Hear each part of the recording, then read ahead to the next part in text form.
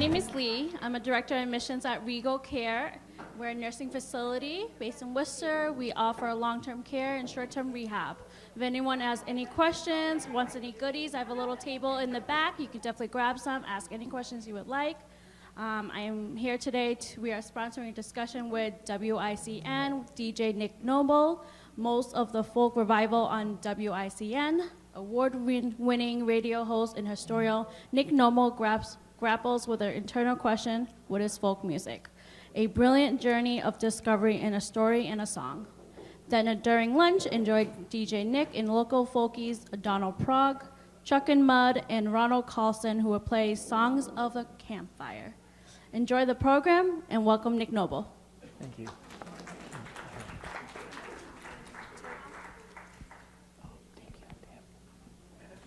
Thank you, Lee. Thank you. I kind of like introductions like that, you know, award-winning, brilliance, grappling, makes me sound like a hero.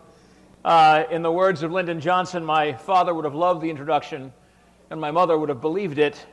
But we are going to ask the question, what is folk music? Before I do that, I want to thank Jim, who's been doing the sound. I want to thank Stephen, who helped set this up. Thank the Senior Center, thank Regal Care, and of course, the trio of wonderful local musicians who will be following up after my babbling. But what is folk music? I know that presentations with question marks in their titles can be really annoying. They're often an excuse for the speaker to kind of proselytize as if he's trying to pick a fight with an audience that sincerely wants to know the answer to the question. I hope this won't be one of those. And I am excited to be here. After 30-plus years as an educator, in my retirement, I admit that I miss a captive audience. My radio listeners can always just switch to another channel, another station. So I will try not to be too boring. There will be music. My wife, far wiser than I, pointed out that talking about music for almost an hour without playing any music can be really dull. So following a habit of 35 years, I took her advice. We've got some music. If I had $1 for every time someone asked me what is folk music, I would be a rich man. No question. For a long time, I stopped trying to answer the question because when I did it, it invariably started in arguments. People, it seemed, almost always asked the question having their answer already in mind, and the answers, strongly held opinions and beliefs, were often quite different. Go ahead. Google it. Even everyone's go-to, Wikipedia, can't make up its mind. The very first line of its entry on folk music has to equivocate. Check it out. This article is about traditional, non-commercial folk music. For the 20th century style, associated with a wide variety of subgenres, see contemporary folk music. Folk songs and folk singer redirect here. For other uses, see folk songs, disambiguation, and folk singer, disambiguation. In other words, they don't know either. But since there seem to be lots of different folk musics, they decide to create a plethora of possibilities. Where else but on Wikipedia do you ever see the word disambiguation used? To make a certainty of the uncertain, to be sure of the not so sure. The entry goes on to assert that, quote, folk music includes traditional folk music and the genres that involve from it. But that would validate contemporary music, which 3 sentences before they said was a completely different category. What Wikipedia is attempting to do is inclusive and yet not inclusive, defining a genre by its relationship or distance from its subgenres. It sounds overly complicated to me. Now, there are some things that have already been agreed upon. Ethnomusicology, that's a big mouthful. Ethnomusicology, the study of music from the cultural and social aspects of the people who make it, arose as an academic discipline in the 19th century, mostly in Germany. The focus was mostly on non-Western music. Ancient cultures and tribal traditions around the world were the beginnings of folk music, which was carried on primarily through oral transmission. Songs were rarely written down. Among the earliest folk songs written down are Folk songs that we find in the Bible, the Psalms, are folk songs. The Song of Deborah from the book of Judges is a folk song. Throughout history, wandering bards and minstrels and balladeers were on the move in every culture and community around the world, traveling rivers and roads, singing their songs and stories. Epic ballads, country melodies, intricate madrigals, they all evolved side by side over time. The earliest of these songs, printed in English as broadsides, appeared in the 16th century. So there's plenty of scholarly academic background. But to keep things simple in addressing our question, let's focus just on popular English language folk music. By looking at the music familiar to us, maybe we can discover an answer to our question. Now, while folk music has been around in one form or another for a long time, there was a 20-year period not that long ago when it was a popular, commercially successful genre. In 1950, the Weavers, Pete Seeger, Lee Hayes, Fred Hellerman, and Ronnie Gilbert burst on the scene with this song written by Judy Ledbetter.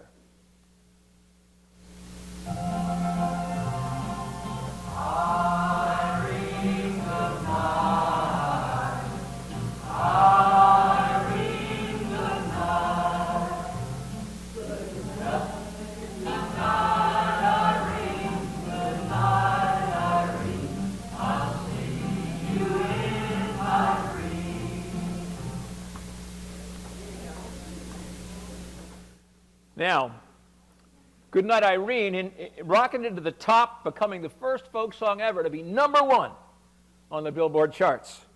Although the Weavers would run afoul of McCarthyism and the anti-communist blacklist, for the next several years a number of folk singers saw great popular success, including the Tarriers, featuring award-winning actor Alan Arkin as a young folk singer, Harry Belafonte, and, if I can get this right, Odetta.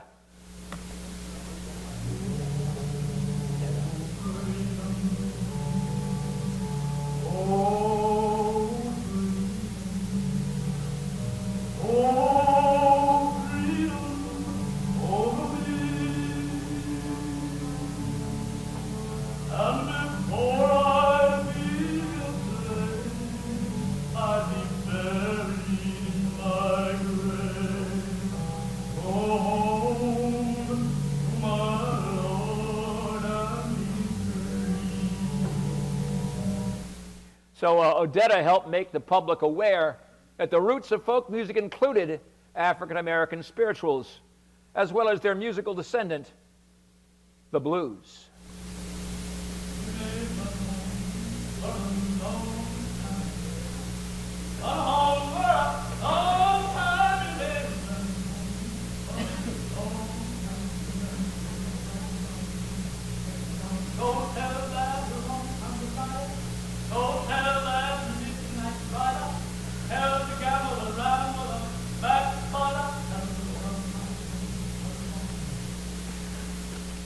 In 1958, a new folk ensemble, the Kingston Trio, took the folk revival period to even greater heights, as their first single became the second song ever to reach #1 on the charts.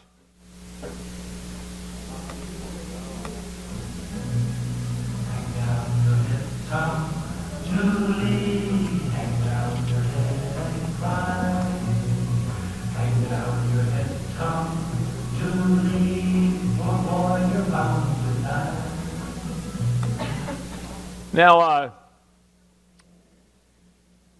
just to show you how confused the music industry was about folk music even at the time, the Grammy Awards had no folk or Americana category at the time, but the Kingston Trio phenomenon was too hot to ignore.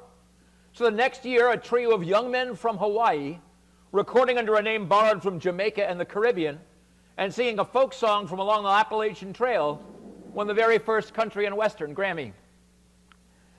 Was Tom Dooley really a folk song? The academic world in general would say no.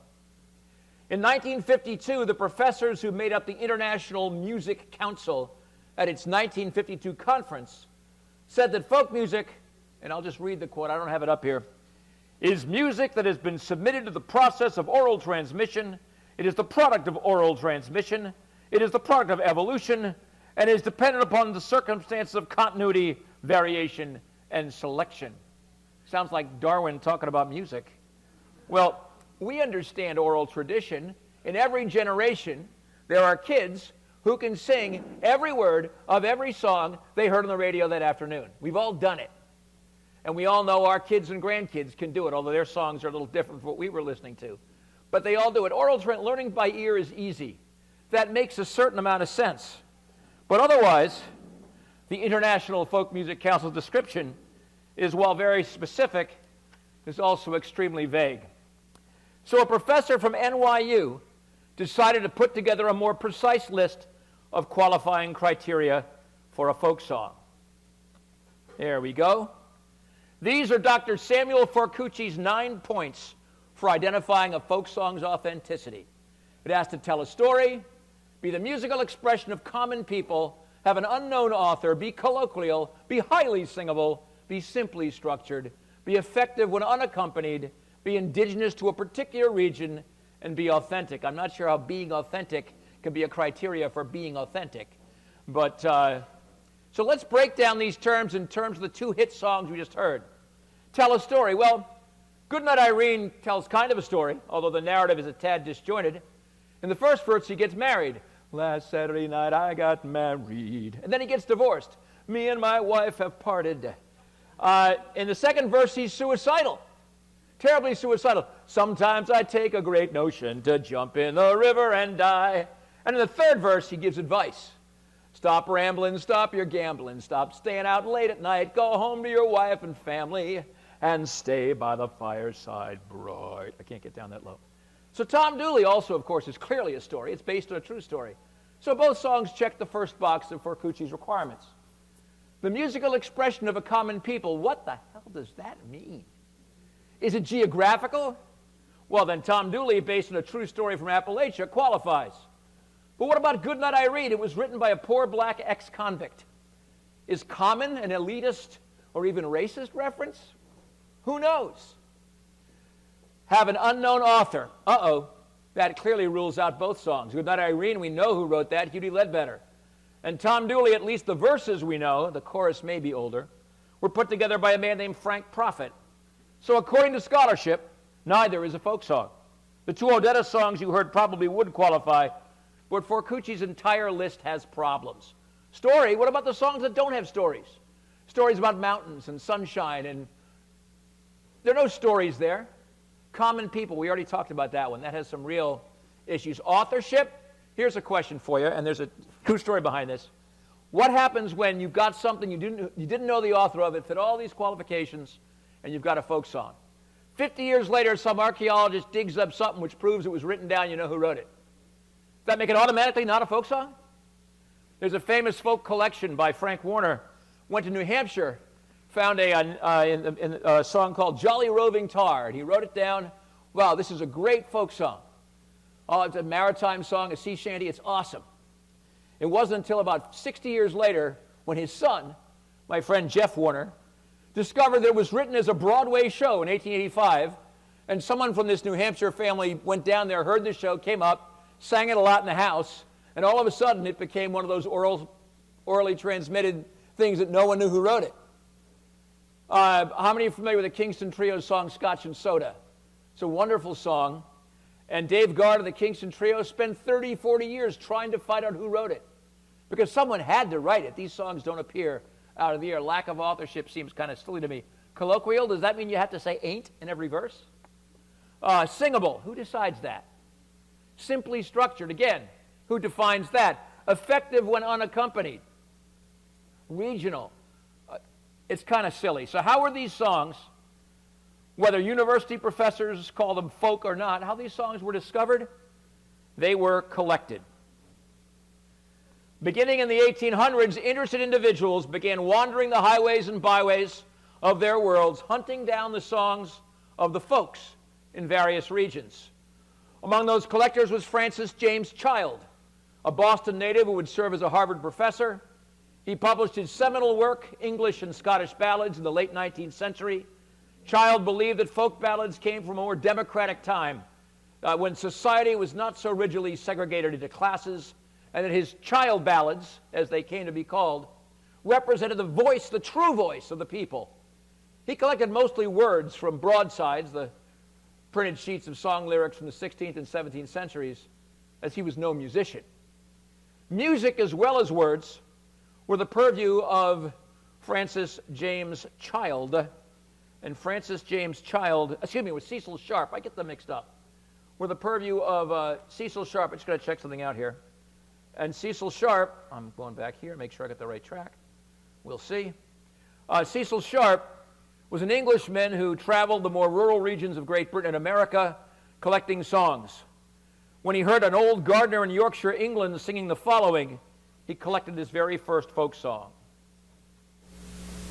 I sowed the seeds of love, and I sowed them in the springtime. I gathered them up in the morning so soon, while the smoke was so sweetly sing, while the smoke was so sweetly sing. My garden was planted well, with flowers everywhere. I get carried away because my fourth grade music teacher had a little Cecil Sharp songbook, and we did singing. We sang from it, and that was one of the first songs I ever memorized. There were other collectors, father and son, John and Alan Lomax, who pioneered recording what they collected. The Lomaxes were responsible for discovering Leadbelly and the wealth of songs created by Hughie Ledbetter, like Goodnight Irene.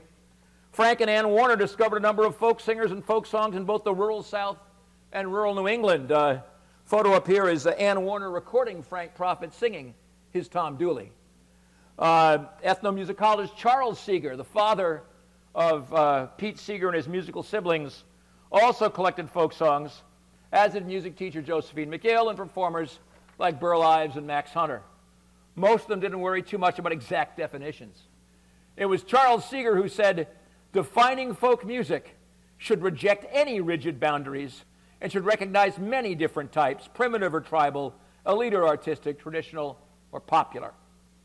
In 1961, a third folk song climbed to #1 on the charts.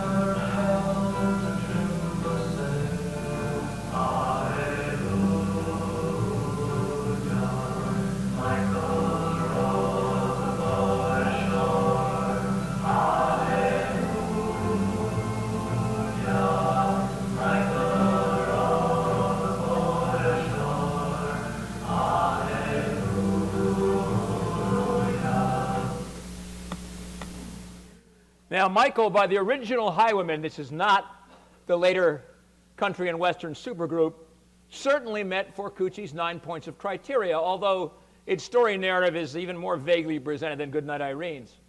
Many of us here in this room have sung it around a campfire or with friends in an informal sing-along setting. The leader of these Highwaymen was singer-songwriter and arranger David Fisher. He was the recipient of the first degree in ethnomusicology from Wesleyan University in Connecticut. That's Dave playing the recorder in the photo up there. By the early 1960s, however, new original folk songs were being written and performed. An aspiring young songwriter out of Hibbing, Minnesota, came to New York around this time. He wasn't seeing much success until Peter, Paul, and Mary took one of his songs and made it a hit.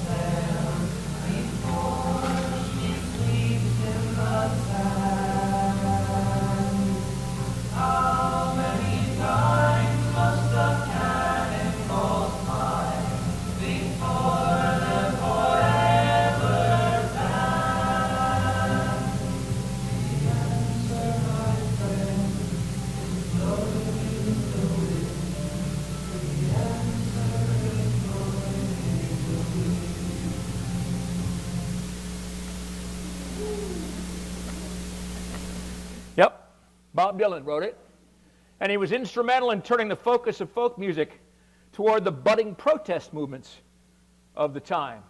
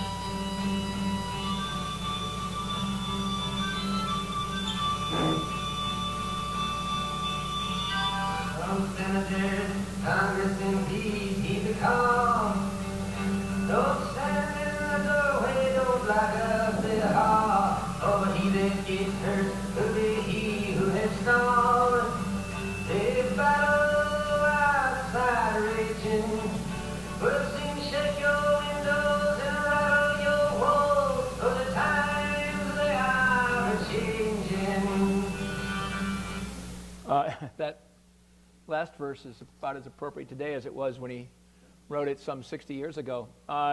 It's pretty clear that Dylan enjoyed his role as provocateur for the civil rights and anti-war movements of the 60s. He seemed graciously dismissive of those who were into folk music for commercial success. In an early volume of his memoirs, Dylan wrote, I'm not going to do a Dylan voice, I promise you. They were no threat, the commercial musicians, so I didn't care about it one way or another. Most of the folk crowd trashed the commercial folk stuff. I didn't feel the need to put it down. To be fair, there were snobs on the other side, too. Commercial folk snobs who looked down on the traditional folk singers as being old-fashioned and wrapped in cobwebs. There wasn't any middle ground, and it seemed that everybody was a snob of one kind or another. I was not commercial, so I tried to keep everything in perspective. Well, the irony of Bob Dylan, a songwriter and recording artist who has deposited probably more multi-figure royalty checks than anyone in history, attempting to define himself apart from commercial folk, should be acknowledged. He makes a good point. The crux of contemporary attempts to define folk music is conflict. But why can't you have both integrity and commercial success? Now, I have an acquaintance in the folk music world today who says, clearly, he sponsors some concerts, excuse me, in New England. He says, financial gain, thank you very much. Thank you. Financial gain is the antithesis of folk. Really? The balladeers, troubadours, and wandering minstrels who first performed hundreds of years ago didn't pursue their vocation for nothing. It was their livelihood. They did it for the money, for food, for clothing and shelter, for patronage. Who wrote many of the old story ballads? They were certainly composed for profit. If an audience didn't like the songs or ballads of a particular troubadour, minstrel, or balladeer, he didn't eat. Theirs were commercial ventures, as were the efforts of those early publishers of broadsides featuring folk lyrics. So what about the songs themselves? Folk songs tend to be related to one another. Woody Guthrie used to cop the old familiar melodies to make songs for his poetry. Bob Dylan from time to time would use echoes of older folk songs in his original compositions, both lyrics and music. This is called the folk process. Folk songs travel through time, appearing in different forms, dancing through different genres. I'll give you an example. For years, we had a Song of the Week on WICN. Now, WICN is essentially a jazz station. So the Song of the Week would always be a jazz song. And those of us in the soul and bluegrass and folk idiom said, why can't we have a Song of the Week that works for all of us? And we finally found the old blues song, Careless Love, which has been recorded by bluegrass artists, folk artists, soul artists, jazz artists, blues artists. Heck, even Michael Landon sang it on an episode of Bonanza. So it's possible to transcend a genre. But let me share with you my favorite example of the folk process. In the late 17th century, a little German folk tune, no one knows who came up with it, who composed it, perhaps a Bavarian shepherdess playing around her little hand-carved flute, or a fisherman along the Rhine humming to himself while hauling in his nets, or maybe a farmer in Saxony whistling as he plowed. In any event, by the early 19th century, when he was a boy in Germany, please, thank you, Robert Schumann was clearly familiar with the old melody, and in 1848, he used it as the tune of one of his 43 short pieces in his album for the young, Opus 68, each work designed to be easily played by beginning pianists. That old folk tune became Schumann's The Merry Peasant on His Way to Work, or popularly known as The Happy Farmer.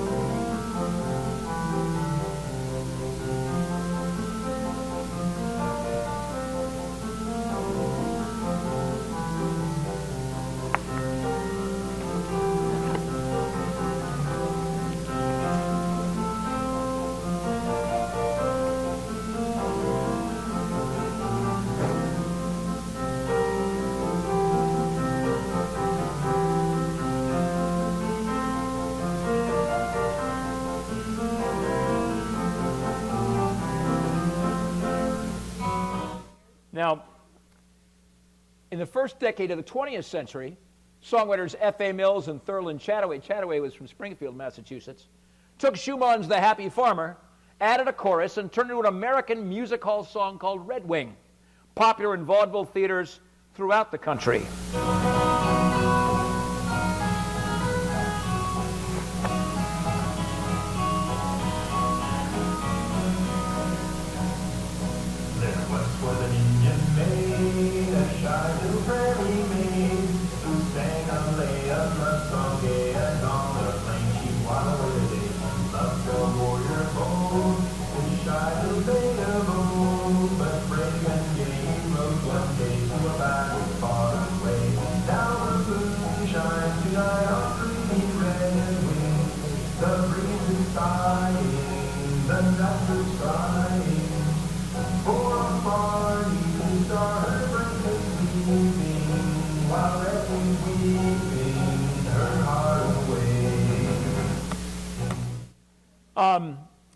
Interesting enough, that was a favorite song of John Wayne's.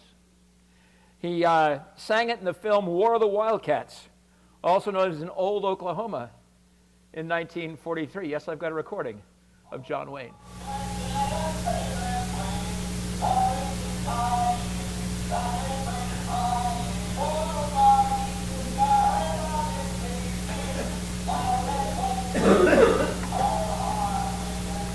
Yeah, it's a bit of a tinny sound. I had to take it off YouTube, but that's John Wayne singing Red Wing. He also sang it in the film The Comancheros in 1961, twice, once by himself and once as a drunken duet with Lee Marvin, and it has to be seen to be believed.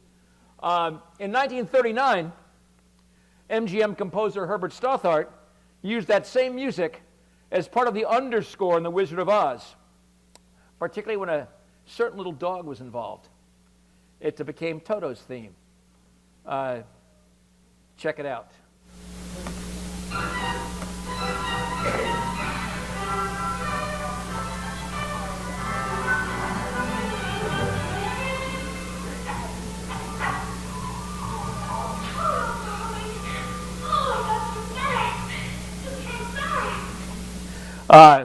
That same tune can also be heard, by the way, recently in the film Shrek.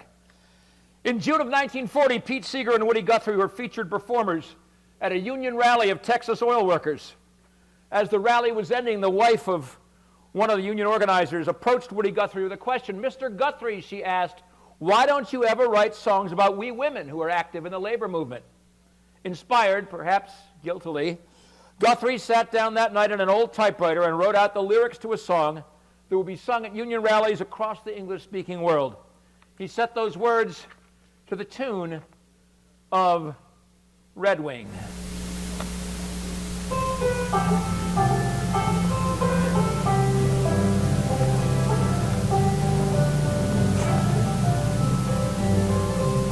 There was a union man who never was afraid of losing the gates and the company things and the deputy sheriff who named the raid. She went to the union hall where a meeting it was called, and when the company boy came round, she always stood around. Oh, you can't scare me, I'm sticking to the union. I'm sticking to the union. I'm sticking to the union. Oh, you can't scare me, I'm sticking to the union. I'm sticking to the union till the day I die. The folk process. An old folk tune becomes a classical piano piece, becomes a music hall song, becomes background music for motion pictures, and eventually, after a journey of 300 years, becomes once again a folk song. Folk songs today are, for the most part, original and written by contemporary songwriters.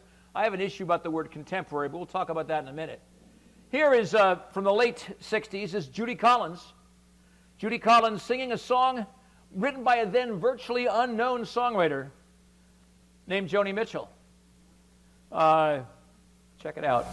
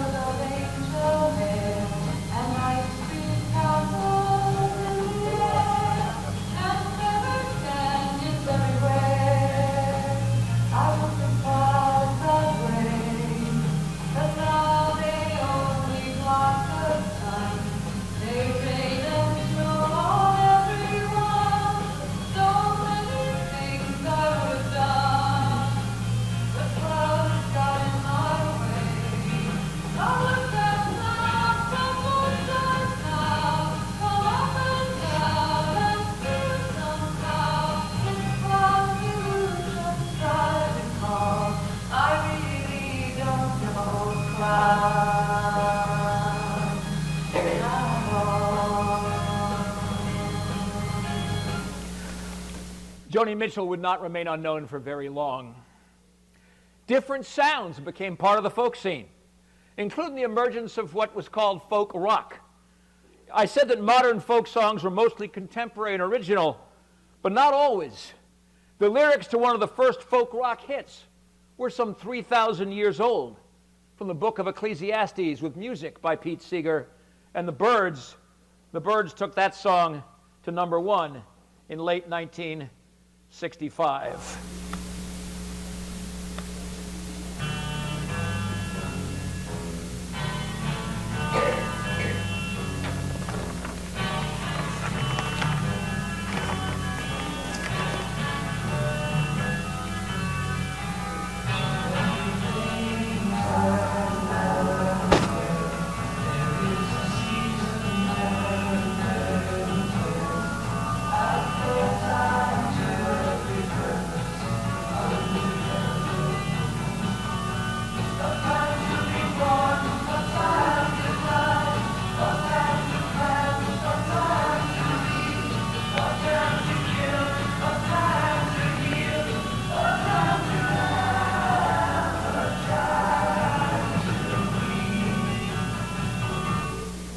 Scripture doesn't always reach #1 on the charts, but when it does, it makes history.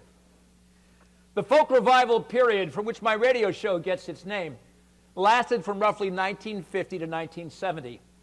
Greenwich Village performer Dave Van Ronk called that same stretch the Great Folk Music Scare. Not because folk music dominated the charts. Yes, they had their greatest success in that period, but the Beatles and other rock artists and traditional solo acts like Frank Sinatra, Dean Martin, continued their success alongside the folkies. It was the live shows produced by the record labels, the rock and roll caravans that traveled the country, like the one Buddy Holly and Richie Valens died when they were on, or like the one featured in the Tom Hanks film That Thing You Do, which were threatened by the folk phenomenon. It's much cheaper to produce a traveling show with one mic and an acoustic guitar than a show with a full rock band. But the folk phenomenon would come to an end.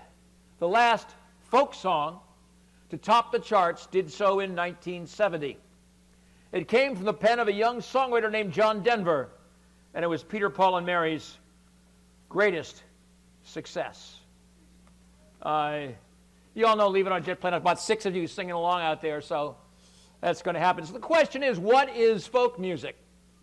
Well, as we've seen, folk songs existed way, way back in the day, predating virtually all the different genres we recognize in contemporary music forms.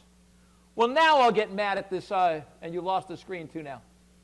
Now I'll get mad at this word contemporary. Contemporary defining something makes no sense. Contemporary means existing in the same period of time. That's fine. Burl Ives, who's long dead, and I existed in the same period of time for a while. I have no problem calling that contemporary. But what about 100 years from now? You want me to try? What happens 100 years from now when both Burl Ives and I and anybody who was alive at his time is dead? Is his music contemporary anymore? It doesn't make sense. As a word, it's a very narrow definition, and I have trouble with that. I also have trouble with the new categories they've created. Americana is a category that's created, and the only thing that sets it apart definitionally from folk music is the word contemporary. So what happens to Americana song 200 years from now? Is it folk?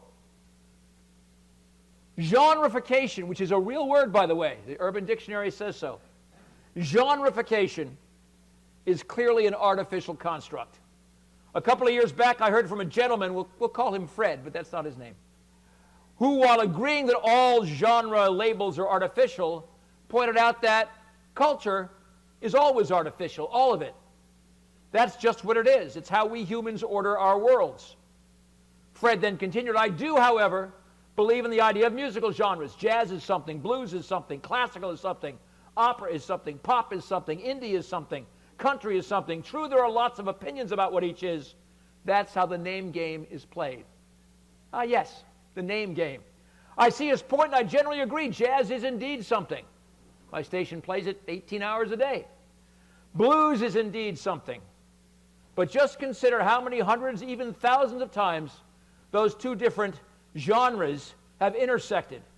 Look at the old spiritual gospel folk music by any historic traditional definition, roots of both jazz and blues. Likewise, classical and opera are definitely each under their own, but yet not. Think of how many times those two genres have come together through Mozart, Verdi, and hundreds of others. And think of the traditional folk songs that composers like Schubert and Schumann and Grieg and Vaughan Williams turned into classical compositions. Or those classical composers like Pachelbel and Dvorak, whose works have been transformed into folk songs. Pop, country, and indie have also intersected as is folk with all three and more. According to, and by the way, according to those early 9 points of Forcucci's that were up there, rap and hip-hop, at least at the street level, are classified as folk songs. Noel Paul Stuckey, Paul of Peter, Paul, and Mary, once said that rap is just Woody Guthrie's talking blues taken to the street. I guess my point is not to object to artificial labels. Rather, I'm simply calling for us to acknowledge their artificiality and to recognize there is indeed a game being played. That's why there are radio hosts who curate programs that are not just about playing music, but also about informing and kindling discussions like this. We are inheritors of a long and diverse, busy musical heritage, and we should take the time to discover, explore, and understand the historical, genealogical reality behind the artificiality of the game. Is everything Peter, Paul, and Mary did was folk? One of my favorite tracks of theirs is a Gilbert and Sullivan song. So where do you draw the line? Concluding his thoughts on the subject, Fred, again, that's not his real name, so don't pick on any Freds in this room. Fred also said that folk music is something. To call and consider it everything for me demeans its meaning and significance. I certainly appreciate and understand that position, but I must respectfully disagree. To me, the significance of folk music is precisely that it is almost everything. Folk music is the original music. That's the oldest music we have, and it's the original ancestor of all the music that has followed. In 2019, longtime Canadian radio host Mike Regenstrief was quoted as saying, "The word folk is a very broad term, an umbrella term.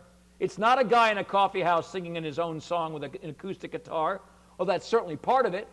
It envelops all of that, plus various ethnic and international styles, from klezmer to Arabic music to Celtic music, African music. New Orleans brass band music is a folk tradition, although you might commonly think of it as jazz or funk or ragtime. Regenstrief takes something of a historical perspective. Sure, there's always been a certain amount of policing of genre borders, he said.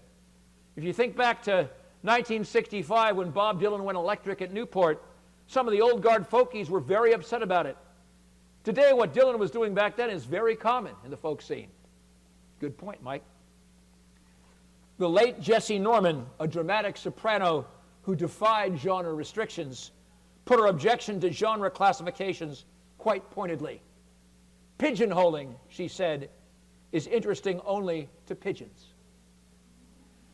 There is, as noted before, evolutionary process to all this. There's a wonderful song by Ron Cavanaugh, Terry Woods, and Rod Demick. They perform with the Pogues and the Bucks and the Yardbirds. As a trio, they call themselves the Black Brothers. And the song is called What a Time, recorded with a chorus referring to an important transitional period in the history of folk music evolution, at least in the United States. The verses tell the story of the folk process.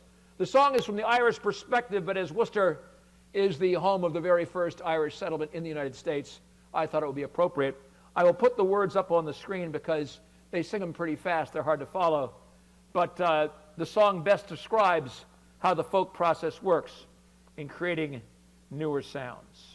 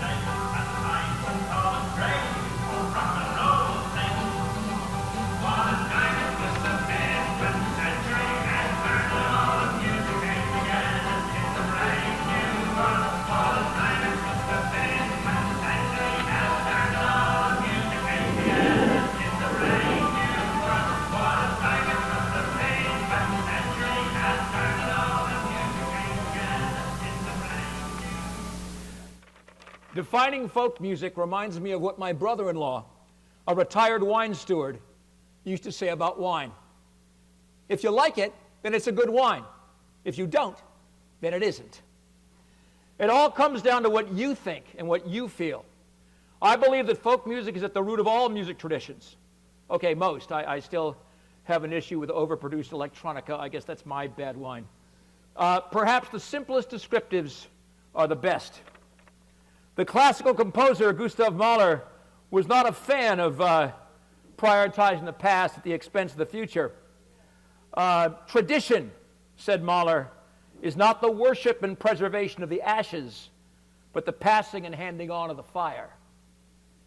Big Bill Broonzy generally acknowledged as the father of the blues, put it even more clearly in his statement later made famous by his good friend Louis Armstrong.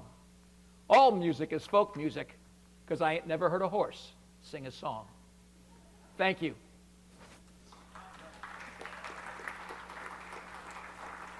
We got 10 minutes. Anybody have any questions, comments, want to interject their opinion? Either shout or someone will hand you a microphone, one or the other.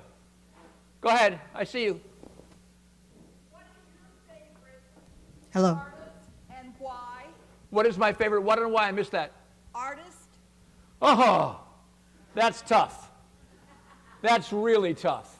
Probably, I'm a sucker for harmony. So my favorite artists are groups.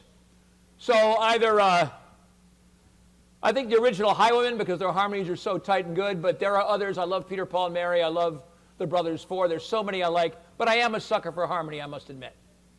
Anybody else? Don't be shy. Yes, sir. Do you have any American Indians in your kind of history of music? Yes, if you go into the western portions, there are quite a few. I have done shows that featured them. They had much more influence on some of the, not the popular country western stuff, but some of the more esoteric country western. There are some that I like and some that come together, but I don't have a lot. Where do you put Buffy St. Marie? Oh, Buffy St. Marie is a great songwriter. And her influence is, well, she's Canadian, and her influence is much more on the protest era songs. Yes, her Now That the Buffalo's Gone is a song about Native Americans, but it's also a song about how the environment is being pillaged. Universal Soldier is a great song. By the way, the very first recording ever made of her Universal Soldier was by the original Highwaymen. Chan Daniels with the group was dating Buffy St. Marie at the time. He said, I like that song. Let's put it on a record. Her songs about drug addiction are very powerful. So while she is a Native American and a brilliant songwriter, only a portion of her work reflects that part of her life. Oh, God, yes. She plays the old Native American bow that was gorgeous. Anybody else? As far as I'm concerned, everything's folk except for electronica. But anybody else? I do want to say, this is all about the past. There's some great music going on today. Contemporary, I hate the word, but they are contemporary artists who are writing and playing their own music. We got some of them back there. I've played songs by Ron and by Don on my show. But there's some terrific stuff even today. When I do my show, I say I have 3 missions. My first mission is to keep alive the music of the folk revival period. So I always play at least 1 or 2 songs from between 1950 and 1970 every week. My second mission is to provide sort of historical background on music like this. And the third is to support current contemporary musicians, particularly local, New England, Massachusetts, Worcester area, and we've got some of those I'm going to sing for you in a few minutes. Anybody else have a question? Yes, sir. Yeah, I believe Fly Evans maybe that guitar before. Yep, 1965. Nope. I was only about 8 years old, so it didn't really count. But no. I actually think that it was groundbreaking, and as Mike Resnick pointed out in this, what people were upset about 58 years ago is now something that people do all the time. So it's a question of change. Who likes change, right? I mean, nobody is comfortable with change necessarily. So but no, I certainly would not upset about it, and some people were. Pete Seeger didn't like it, although people argue that he didn't like it because the sound was so bad, not because the idea was a bad one. There's some debate on that. Whether Pete Seeger or not tried to chop up Bob Dylan's sound system is right up there with did Babe Ruth actually call his shot in the World Series. People do not know the answer. They just talk about it. Anybody else? Hands? Yes? What is the status of venues in Worcester area for folks? I think Ron and Don are better equipped to answer that question than I. Status of venues in Worcester for folk music. But there are some. There's been music at the Hotel Vernon. There's open mic at Huskies. It's not like the old days where the old Vienna Coffee House in Westboro was a center for great performers. but there's a lot of places. I've sung at some. Folks on the stage are perhaps better equipped to answer that question specifically than I. You always raise your hand. No, yeah, go ahead. We haven't had anything since the farm, a gathering. Yeah, we have some gatherings, but they're not that. Right. Yes, ma'am. I was just going to say, those of you who are interested in folk and new music, John Henry's Hammer is a Yep.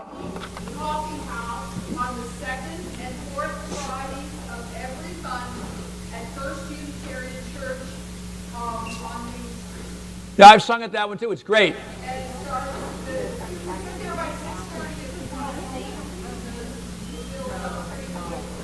All right. Thank you. Last chance. 5, 4, 3, 2, 1. Thank you all very much. Thank you very much.